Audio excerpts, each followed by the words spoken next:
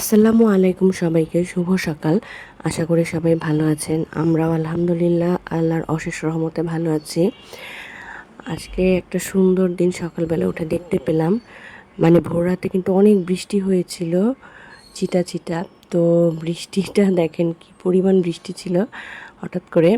তারপরে যখন বৃষ্টিটা কমে গিয়েছিল তখন কিন্তু আবার খুব ঝকঝক একটা ওয়েদার ছিল। আর আজকে না সারাদিনই হচ্ছে বাতাস ছিল। তো সে কারণে বেশ ভালো লাগছিল, কারণ ওয়েদারটা ঠান্ডা হয়েছে। মাঝখানে কিন্তু বেশ কিছুদিন না খুব গরম পড়েছিল। তো সে কারণে বেশ মানে আজকে একটা স্বস্তির দিন, একটু বৃষ্টি টৃষ্টি হয়, ঠান্ডা হয়েছে ওয়েদারটা। আর তো সকালে উঠে আমি একটু ঝটপট করে খিচুড়ি রান্না করে নিয়েছিলাম। ছুটির দিনটা না আমি বেশিরভাগই খিচুড়িটাই রান্না করি। নইলে হয় কি যে ছুটির দিন মানে অন্য কোনো কিছু খাওয়া হয় না, আলসেমি লাগে। খিচুড়িটা একটু তাড়াতাড়ি রান্না করা যায়। তো এই তো খিচুড়ির সাথে একটু ডিম ভাজি নিয়েছিলাম, সালাদ আর আচার, লেবু, এই তো। তো আর খিচুড়িটা করলে হয় কি, আমার বাচ্চারাও কিন্তু বেশ পছন্দ করে খায় মাশাল্লাহ। তো এই কারণে ছুটির দিন সকালে আমি একটু খিচুড়িটাই খাই। আর তারপর তো নাস্তার পরে চা চলে এসেছে, কারণ চা ছাড়া কিন্তু আসলে বাঙালির নাস্তাটা ঠিক একটা জমে ওঠে না। তো এখানে আমি 3 কাপ চা নিয়ে নিয়েছি, কারণ ছুটির দিনে না আমার মেয়েও আমাদের সাথে চাটা এনজয় করে, মানে গল্প করতে করতে চা খাবে, এটা তার পছন্দের। এদিকে আজকে কিন্তু অনেকগুলো কাজ করে নিয়েছিলাম বাসায়, সেগুলো আর আমি সেভাবে দেখাইনি। মানে ফ্যানগুলো সব ক্লিন করেছি, বাসার ঝুল ঝেড়ে দিয়েছি, ফার্নিচারগুলো সব মুছেছি। আর মানে একটু ভিজা কাপড় দিয়ে সব কিছু মুছেছিলাম। এগুলো আসলে ছুটির দিনে না করলে না পরবর্তীতে আসলে একদম সময় পাওয়া যায় না। কারণ রবিবার থেকে তো স্কুল শুরু হয়ে গেলে কোনো মতে শুধু রান্না খাওয়া করেই দিন পার হয়ে যায়। এ কারণে ছুটির দিনটাই ঘরবাড়িটা একটু ভালো করে ক্লিন করে নিয়েছি।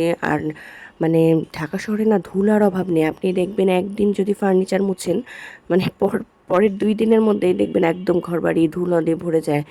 প্রচুর পরিমাণে ধুলা হয় আসলে। আর আমার বাসা 10 তলা, তো আরও বেশি ধুলো হয়ে যায়। সেজন্য ক্লিনিংটা মাস্ট। আর এদিকে দুপুরবেলা তো আমি রান্নাবান্নার আয়োজন করেছিলাম রুই মাছ দিয়ে ঢেঁড়স আর আলু, সাথে করেছিলাম একটু কলার থোড় ভাজি, আর মিষ্টি কুমড়ার পাতাটাকে মুচমুচে করে ভাজি করে নিয়েছিলাম। এটা তো আমার বাচ্চাদের জন্য অনেক স্পেশাল একটা আইটেম, মানে মাছ মাংসের চেয়েও প্রিয় এরকম একটা ব্যাপার। তাদেরকে মাছ মানে মাংস দিলে খুশি হবে, আবার এই পাতা ভাজিটা দিলেও কিন্তু শুধু এটা দিয়ে তারা ভাত খেয়ে নিবে। তো সেই কারণেই একটু ছুটির দিনে এগুলো করার চেষ্টা করি। আসলে ছুটির দিন ছাড়া কিন্তু অন্য অন্য দিনে মানে কারো পছন্দের রান্নাটা ঠিক ওইভাবে করা যায় না। আর এদিকে তো আমি আজকে অন্য অন্য আরও আনুষঙ্গিক কাজকর্ম করে নিলাম। বিকালবেলাতে দেখেন কি সুন্দর একটা আকাশ দেখতে পেলাম আমি বারান্দায় গিয়ে, মানে পুরোই মনোমুগ্ধকর।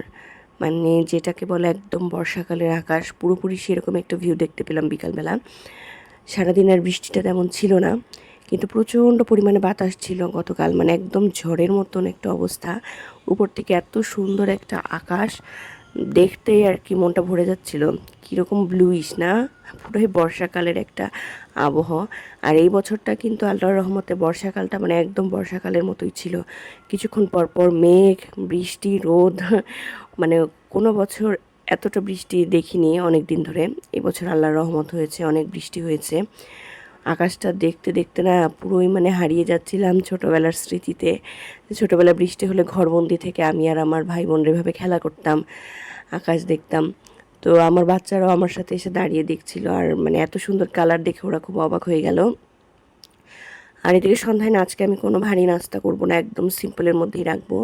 তো আমি এখানে কিছু খেজুর ভিজিয়ে নিয়েছি আর কিছু বাদাম ভিজিয়ে নিয়েছি। আমি আজকে মূলত একটা মিল্কশেক বানাবো খেজুর আর বাদাম দিয়ে, এটুকুই। আর তেমন কোনো নাস্তা বানাবো না এক্সট্রা করে, কারণ দুপুরে না আসলে খাবারটা খেতে খেতে আমাদের অনেক দেরি হয়ে গিয়েছিল আর পেটটা পুরো ভারী হয়ে আছে। তো এখানে খেজুর আর বাদামটাকে আলাদা করে প্রথমে ভিজিয়ে তারপর দুধের মধ্যে দিয়ে একসাথে হালকা একটু চিনি দিয়ে ব্লেন্ড করে ফেলবো। আর এখানে একটু আম কেটে নিচ্ছিলাম, কারণ আমের সিজনে খুব সুবিধা। আর কিছু হোক না হোক একটু আম কেটে দিলেই বাস, সবার পছন্দের নাস্তাটা হয়ে গেল। আর আম পছন্দ করে না এমন মানুষ মনে হয় নেই, সব মানুষেরই আমটা খুব পছন্দ। সেই কারণে আমের সিজন আসলে না আসলে খুব সুবিধা হয়, মানে একটা পছন্দ মতো আইটেম পাওয়া যায়। তো আমার নাস্তা রেডি করা শেষ, এখন বাচ্চাদেরকে নাস্তাটা সার্ভ করে দিব। আমি ওদেরকে ডাকছিলাম যে এসব তাড়াতাড়ি খেয়ে নাও। আর মিল্কশেক দেখে তো তারা খুব খুশি, কারণ এরকম খাবার খেতে আমার মেয়ে খুব পছন্দ করে। যে কোনো রকমের মিল্কশেক দিলে সে খুব খুশি হয়ে যায়। আর সন্ধ্যায় নাস্তাটা আসলে মানে আমি একা যতদিন ছিলাম সংসারে আমি ওইভাবে করে খেতাম না, কিন্তু এখন বাচ্চারা হওয়ার পর থেকে না, মানে সন্ধ্যায় নাস্তা না দিলে ওরা খুব মন খারাপ করে। তো আমিও চেষ্টা করি বাসায় ওদেরকে একটু বানিয়ে খাওয়াতে, যে আচ্ছা ঠিক আছে তোমরা যেহেতু পছন্দ করো খাও। তো আমরা কিন্তু মিল্কশেক বাদাম শেকটা নিয়ে বারান্দায় চলে এসেছিলাম, কারণ ব্যালকনিতে এত বাতাস মনে হচ্ছিল যে উড়িয়ে নিয়ে যাবে, খুব একটা মনোমুগ্ধকর লাগছিল। তো বাচ্চারা তো খুশি, আর ওদের বাবাকেও আজকে ডাক দিয়ে নিয়ে এসেছে, বারবার বলেছে যে তুমি তো আসো না বাবা, তুমিও আজকে আমাদের সাথে বসো। ওর বাবা না আসলে সন্ধ্যাবেলাটা একটু টিভি দেখে, নিউজ দেখে অথবা খেলা দেখে, তো আজকে বাবা এসেছে দেখে তারা খুব খুশি। এই বাদামের শেকগুলো না আমি ভার্সিটি থাকতে বাইরে অনেক সময় খেতাম, খুব ভালো লাগতো, কিন্তু এখন না আসলে বাইরে বের হওয়াই হয় না। তাই যতটুকু যা পারি ঘরের ভিতরে একটু আয়োজন করে সবাইকে খাওয়ানোর চেষ্টা করি। মেয়েদের লাইফটাই এরকম, তাই না? আর এদিকে আমি একটু নাস্তা করার পর বাইরে বের হব, মানে আমাদের দোতলা এক ভাবির বাসায় যাব। ভাবির বেবি হয়েছে অনেক দিন ধরেই, তো আমার আর যাওয়া হচ্ছে না, বাচ্চাদের এক্সাম নিয়ে খুব ব্যস্ত ছিলাম। আজকে একটু ফাঁকা ডেজ পেলাম, সেজন্য গিফট দিয়ে আসবো ভাবির বেবিকে।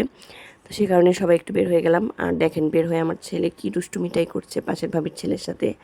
ও না অনেক চঞ্চল, সব সময় দুষ্টুমি নিয়ে মেতে থাকে। তো এদিকে আমাদের দেখেন শ্বশুরবাড়ি থেকে অনেক কিছু পাঠিয়েছে, সেটাও একটু আপনাদের সাথে শেয়ার করি। কাঁঠাল পাঠিয়েছে, তারপর এখানে শাক পাঠিয়েছে, মিষ্টি কুমড়ার শাক, তারপর এখানে কলার থোর পাঠিয়েছিল, চাল কুমড়া, এখানে পাঠিয়েছে কচুরলতি, লেবু, আর কাঁঠাল তো দেখতেই পাচ্ছেন।